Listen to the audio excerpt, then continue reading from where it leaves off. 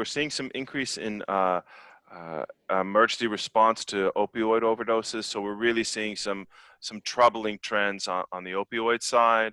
But we've signed up over 300,000 folks for Medicaid and SNAP, and another 500,000 folks for that pandemic EPT, that one for school folks. So we've seen people reaching out and trying to get services, and we just need to continue to do that.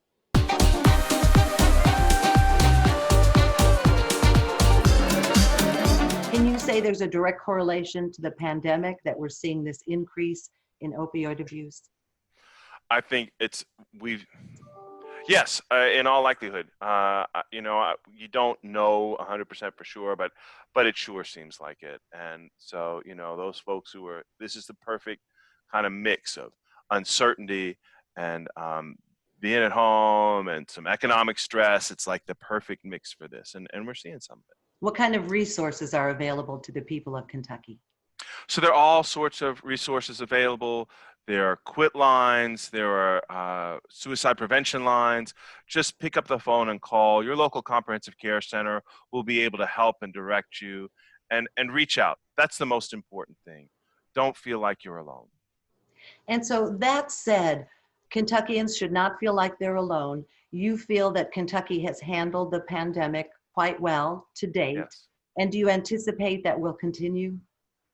Yes, I do. I think what we're going to find out is that what I hope the lesson that we learn from COVID is that what happens to any one of us in the community affects us all. And if we can learn that lesson, if we can learn that what happens to the folks who are most vulnerable in our towns, in our counties, in our communities, impacts us all, then maybe we can bring forward that compassion and bring forward those things that we need to support folks so that they can live to their full human potential. And if we learn that, then we've learned a very valuable lesson coming out of this.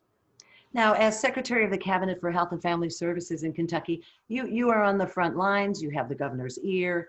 Where are we headed with a vaccine and really opening up the state of Kentucky 100%?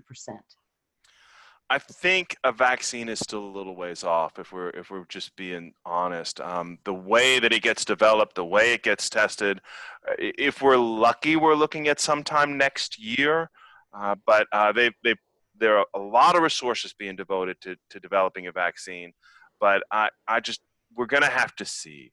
And so I think promising anything more quickly than that is just not right. It may be some false hope. So we're going to have to live with this for a while, and our changed practices, like this Zoom call, we're going to have to continue with this for a while. So I'm hearing a bit of proceed with caution. Yes, absolutely.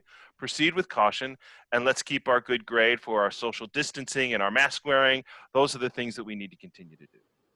Secretary Eric Friedlander, it's always a pleasure to talk with you. You are the Secretary of the Kentucky Cabinet for Health and Family Services. You're tuning in to Coffee Near Me from WKU PBS. I'm Barbara Deeb. I am coming to you via Zoom, as you mentioned, from my living room. And who would you like to sit down and have a cup of coffee with and a conversation? Let us hear from you. Keep the conversation going. Secretary Friedlander, stay well, and thank you for your time.